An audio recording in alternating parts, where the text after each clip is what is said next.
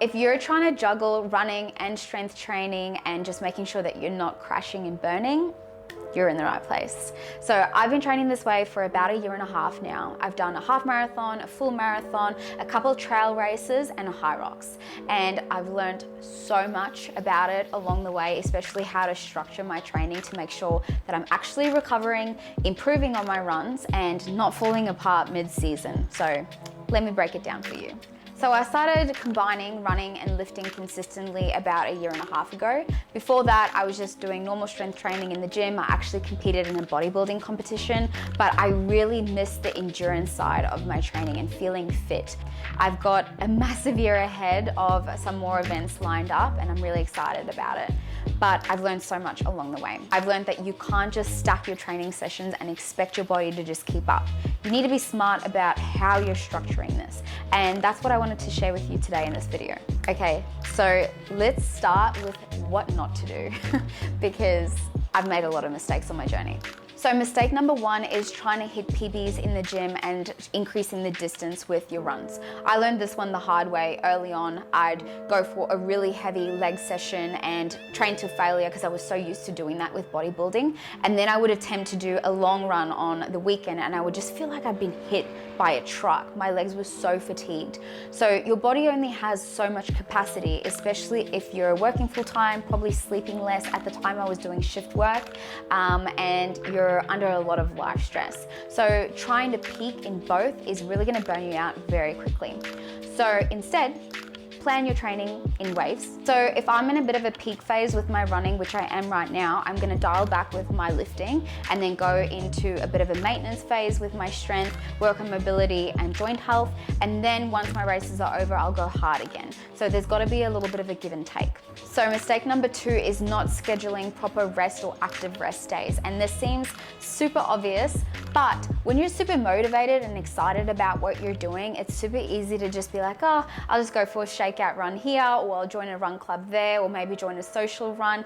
And then before you know it, you just have done way too much volume. So for me, active recovery means just going for a long walk, doing a hot Pilates class or a little bit of stretching. It's nothing that taxes my central nervous system.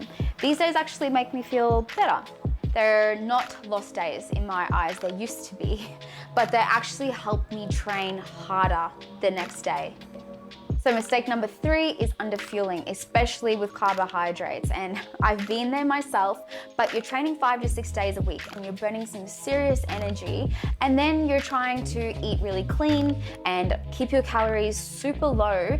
And that combination just leads to low energy, poor recovery, really bad cravings, and then eventually training burnout. Especially with this more hybrid style of training, you need to eat to support both your endurance and your strength days. So this means having some carbohydrates around your runs and post-workout. This is what's going to actually help you recover. So when I actually started eating more, I performed better and I looked better too, because my body wasn't as stressed out all the time. So mistake number 4 is lifting without structure or progression. So when people start running more, their strength training often becomes an afterthought and they'll just do random circuits here and there, maybe skip progression or just chase a pump.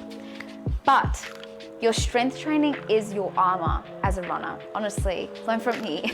It keeps your joints strong, reduces injury, and builds power. I keep my strength work super simple but intentional. I always program with performance in mind. I target my posterior chain, focus on single leg strength and compound lifts. I track progress just like I do with my runs, and you don't need to train like a powerlifter, but you do need to train with purpose. So to bring you to the end of this video, I'm just gonna list a couple key tips to make sure that you're avoiding burnout. Make sure you listen to your body. It's not weak of you to feel like you need to take a week where you just deload a little bit. Make sure that you're tracking your sleep and your stress just like you would with your training. Fuel to perform. Remember, carbs are your friend. And lastly, recovery is training. Your mobility, your stretching, your walks, going for a sauna, deloads. I've learned through a lot of trial and error that you don't need to go all out with all of your sessions every time to feel like you're making progress. In fact, it's about the quality of your sessions, your recovery, and your ability to adapt that really moves the needle. So if you're in a season of training like this or wanting to get into it, just know you don't have to choose one lane. You can build endurance, strength, and structure a life that supports both of these. I'd actually love to hear how you're all approaching your training right now. Are you more focused on your strength training or your running, or are you doing a little bit of both? Drop a comment down below and let me know. It's always cool just to hear how other people are finding their rhythm too. Thank you so much for watching this video. I hope that it gave you something helpful to take away. I'll catch you in the next one.